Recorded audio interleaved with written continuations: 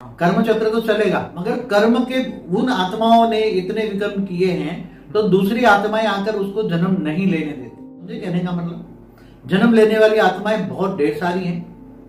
पहले बहुत कम आत्माएं थी जन्म लेने वाली। आज पब्लिक क्यों बढ़ रही है? धरती पर पब्लिक इसलिए बढ़ रही है कि चारों ओर आत्माएं मनुष्य अवतार में आना चाहती, बहुत आना चाहती। और आत्माएं पहले समझो कि कर्मों के हिसाब किताब से जो जन्म का हिसाब चलता था, जन्म मरण का चक्र का हिसाब चलता था ना, आज अचानक एक्सीडेंट से भी मर जाते हैं।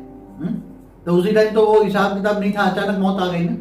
तो आज सब कुछ अचानक हो रहा है, जन्म हो या मृत्यु। मगर जन्म लेने के लिए आत्मा को आज बहुत संघर्ष करना पड़ता है, क्योंकि जन्म लेने वाली आत्माएं बहुत है।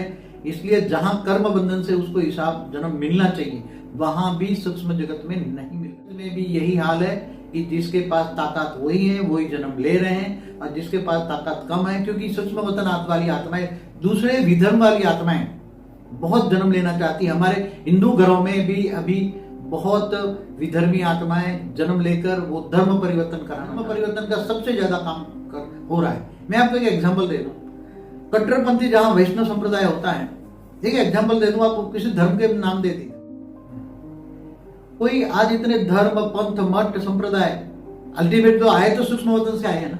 ठीक है, कोई ऊपर से ही आए ना, कोई धरती में से तो उगे नहीं है। नहीं, धर्म मठ तो धरती से उगे है क्या? नहीं।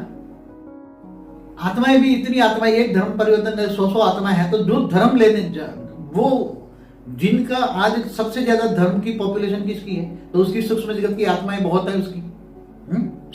तो वो हमेशा ये चाहेंगे कि हम हिंदू के घर में आज क्रिश्चियन या मुसलमान या जो भी पंथी है, कई पंथी, वो चाहते हैं कि हम सीधा हिंदुओं के घर में जन्म क्यों ना लें। आप समझे कहने का मतलब? तो पक्के वैष्णव घर के अंदर भी अगर कोई ये नाम ले लेता, दूसरे धर्म वाला जो हिंदू धर्म के खिलाफ होता है या मुसलमान होता है, बाबूजी तो ये नाम रख देता है। तो ये नाम क्यों आया? एक मिनट, ये बात सुननी पड़ती, समझनी पड़ेगी। ये बहुत अति गहराई की बात है। यहाँ धर्म का सिद्धांत अब नहीं लागू पड़ता। मैं तो आपको सिर्फ यही कहने वाला था कि राक्षस के घर पे भी तो देवता नहीं जन्म हुआ। वो उसी टाइम की बात, बहुत पुरानी बात हो गई ना। तो उस समय भी तो हो ही रहा था। तो आज तो विष्णु का अवतार था ना। नहीं, ये एक बात बताओ, किसी विष्णु के घर में अगर लड़का पैदा होता है और उसका नाम कबीर रख दो तो नाम बोलते भी नहीं हिंदू लोग। तो कट्टरपंथी वैष्णव तो क्यों आया? क्योंकि उसके घर के अंदर किसी कबीर वाली आत्मा ने घर में जन्म ले लिया। ये सच्चाई है, सफाई है। ये मैं आपको एग्जाम्पल दे रहा हूं, समझ में आया?